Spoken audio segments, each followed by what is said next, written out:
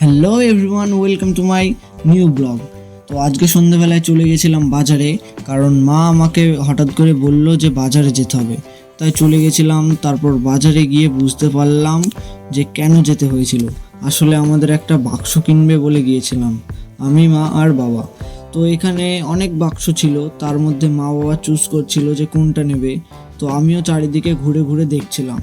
তো দেখতে দেখতে মেশিনটা দেখতে পেলাম। তো এই মেশিনটাতে কি হয় জানলে বলে যেও।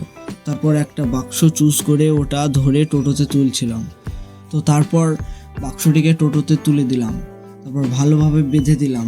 মানে আমি বাঁধিনি, ওই কাকুই বেঁধেছিল। তো যাই হোক, বাবা বাক্সটার সাথেই টোটোতে চলে গেল, আর আমি আর মা বাইকে গিয়েছিলাম, তো তাই আমরা বাইকেই গেলাম।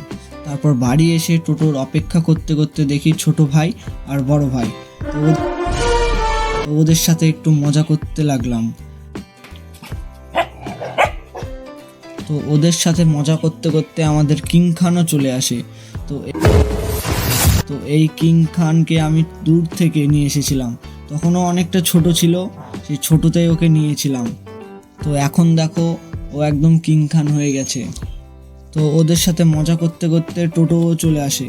তারপর বাক্সটিকে টোটো থেকে নামিয়ে সবাই ধরে ঘরে নিয়ে চলে আসি।